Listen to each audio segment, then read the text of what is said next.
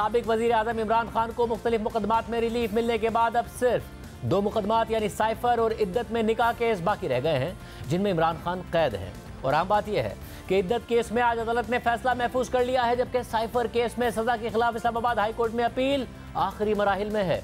अगर इन मुकदमात का फैसला इमरान खान के हक में हो गया तो उनकी रिहाई में कोई कानूनी रुकावट बाकी नहीं रहेगी। इसी तनाजुर में तहरीक इंसाफ अपनी जारहाना सियासत को मजीद आगे बढ़ा रही है। परवेज इलाही रिहा हो चुके हैं, जो रहनुमा पार्टी छोड़ गए थे वो वापसी के लिए रुजू कर रहे हैं, इमरान खान के हक में ट्वीट्स कर रहे हैं, अपनी वापसी की राह हमवार करने की कोशिश कर रहे हैं, राब्ते कर रहे हैं। तहरीक इंसाफ के वफ्द ने एक बार फिर मौलाना फजल रहमान से मुलाकात की है और रऊफ हसन पर हमले के बाद इमरान खान ने ऐलान कर दिया है कि वो बहुत जल्द लोगों को सड़कों पर आने की कॉल देने वाले हैं। ये सारी तफसीलात आपके सामने रखेंगे, लेकिन पहले आपको बताते हैं कि इद्दत में निकाह केस से मुताल्लिक जिसमें आज फैसला महफूज हो गया है, district and session court Islamabad में सेशन जज शाहरुख अर्जुमन ने आज दोनों तरफ के वकला के दलाइल मुकम्मल होने के बाद फैसला महफूज कर लिया है, जो 29 मई को सुनाया जाएगा। इद्दत में निकाह केस में 3 फरवरी को सीनियर सिविल जज कुदरतुल्लाह ने इमरान खान और बुशरा बीबी को 7 साल कैद की सजा सुनाई थी। इस सजा को इमरान खान और बुशरा बीबी ने डिस्ट्रिक्ट एंड सेशन कोर्ट में चैलेंज किया, जहां दोनों तरफ के दलाइल सुनने के बाद आज अदालत ने फैसला महफूज कर लिया है, जो 29 मई को सुनाया जाएगा। दूसरी तरफ इस्लामाबाद हाई कोर्ट में इमरान खान और शाह महमूद कुरैशी की साइफर केस में सजा के खिलाफ अपीलों पर चीफ जस्टिस आमिर फारूक और जस्टिस मियां गुल हसन औरंगजेब पर मुश्तमिल 2 रुकनी बेंच ने समाअत की। FIA के स्पेशल प्रोसिक्यूटर हामिद अली शाह की जगह प्रोसिक्यूटर जुल्फिकार नकवी और इमरान खान के वकील सलमान सफदर अदालत में पेश हुए और आज की समाअत के बाद अदालत ने साइफर केस में अपीलों की समाअत 28 मई तक मुलतवी कर दी। साइफर केस में 30 जनवरी को खुसूसी अदालत ने इमरान खान और शाह महमूद कुरैशी को 10 साल कैद की सजा सुनाई थी, जिस पर अपील इस्लामाबाद हाई कोर्ट में हतमी मरहले में है।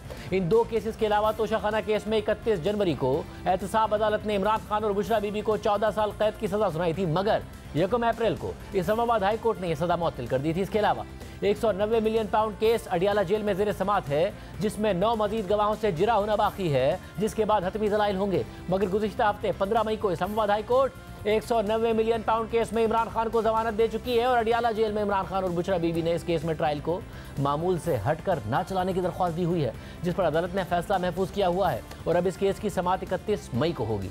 जबकि परसों ही 1 साल के तनाज़े के बाद Islamabad high court Tyrion white case को नाकाबिल समाअत करार देकर खारिज कर चुकी है। इस सूरत हाल में इमरान खान ने एक्स पर अपने बयान में कहा है कि मुल्क की तारीख के गुज़िश्ता सियाह तरीन 2 बरस के दौरान तहरीक इंसाफ को पूरी ढिठाई से बदतरीन सियासी जबर और इंतकाम का निशाना बनाया गया। हम अब तक पाकिस्तान के लिए ही निहायत सब्र तहम्मुल का मुजाहरा करते आए हैं, मगर अब बस बहुत हो चुका। रऊफ हसन पर वहशियाना हमला निहायत इश्तियाल अंगेज है, जिससे साफ जाहिर होता है कि इस मुल्क का नाम निहात ताकतवर गिरोह इख्तिलाफ राय को बर्दाश्त करने पर बिल्कुल आमादा नहीं है और मसाइल के हल पर तवज्जो देने की बजाय ऐसे बुज़दिलाना हथकंडों पर उतर आया है। अपनी कौम के लिए मेरा पैगाम है कि अब हमें इस फस्ताई माफिया के खिलाफ अमली जिद्दोजहद की तैयारी पकड़नी चाहिए। मैं अपनी मरकज़ी क़यादत, मरकज़ी सूबाई और मकामी तंजीमात, अराकीन, कारकुनान, सपोर्टर्स और अवाम समेत आप सबको हिदायत देता हूँ कि मेरी जानिब से मुल्की एहतजाज की कॉल का इंतज़ार करें। जबकि आज अडियाला जेल में इमरान खान से मुलाकात के बाद PTI रहनुमा और अपोजिशन लीडर उमर अयूब ने कहा कि इस वक्त भी फर्द वाहिद फैसले कर रहा है। ISI के सियासत में आने से इदारा कमजोर होगा। असेंबली के अंदर हमारी मुज़ामत होगी और असेंबलियां नहीं चलेंगी। हम लोग सड़कों पे भी इंशाअल्लाह ताला होंगे। इस वक्त भी जो फैसले हो रहे हैं, वज़ीर आज़म साहब ने वाज़े तौर पे कहा है कि फर्द वाहिद के हैं, इंटर सर्विसेज इंटेलिजेंस, उसको प्रोफेशनल अपना काम करना चाहिए, उसको पॉलिटिसाइज नहीं होना चाहिए और उसकी पॉलिटिसाइजेशन या होगी उससे वो इदारा जो है वो कमजोर होगा। हमारी इंटेलिजेंस एजेंसीज को सिर्फ और सिर्फ अपने पेशेवराना जो उनका रोल है उस पे काम करना चाहिए, ना कि कोई सियासी सरगर्मियों में। हम लोग अपनी ये जलसों की तहरीक ये जारी रखेंगे। कॉल इमरान खान साहब ने कहा जिस वक्त भी वो देंगे वो उनकी सवाबदीद है और उनकी मर्जी है, जब वो देंगे वो अपना टाइम देख के और उसके मुताबिक देंगे।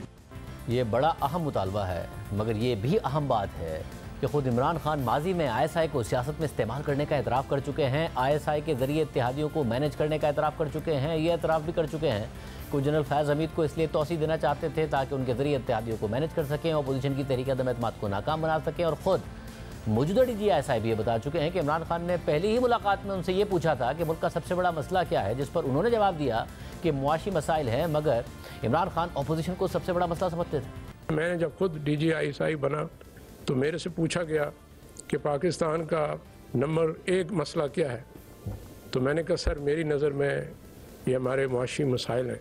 बहरहाल जिन्होंने सवाल पूछा वो मेरी राय से मुत्तफिक नहीं हुए, उनकी नज़र में हिज़्ब इख्तिलाफ पाकिस्तान का सबसे बड़ा मसला था।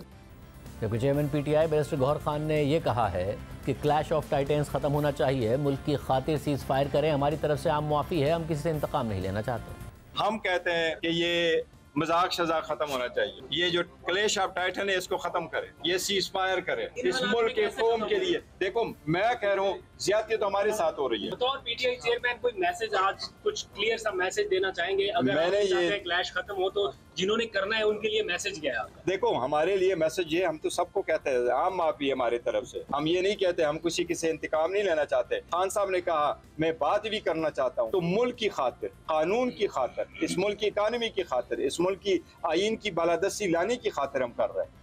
दूसरी तरफ गुज़िश्ता रोज़ तहरीक इंसाफ के वफ़द से मुलाकात के बाद मौलाना फजल रहमान ने कहा कि तहरीक इंसाफ की जानिब से अभी हमें मनाने का सिलसिला जारी है, अगर हम इख्तिलाफ़ात ख़त्म नहीं कर सकते तो नरम ज़रूर हो सकते हैं। हम चाहते हैं कि सियासी माहौल में राब्ते बढ़ते चले जाएं, ताल्लुकात की बेहतरी की तरफ जाना, ये हमारा मकसूद भी है। तलखियों को दूर करना, इसकी भी आज के इस माहौल में ज़रूरत है। जो भी हमारे मुश्तरकात हैं पार्लियामेंट के अंदर, हमारी उस पर आवाज़ एक होनी चाहिए और मुल्क के अंदर भी एक खुशगवार सियासी माहौल की तरफ हमें बढ़ना चाहिए। ज़ाहिर है हम अगर इख्तलाफ नहीं ख़त्म कर सकते तो इख्तलाफात को नरम कर सकते हैं, रवैयों को नरम कर सकते हैं। क्या आपको आज तहरीक इंसाफ ने मना लिया, यानी अभी मनाने का सिलसिला जारी है या आपने कोई एश्योरिटी मांगी है? अभी मनाने का सिलसिला जारी है।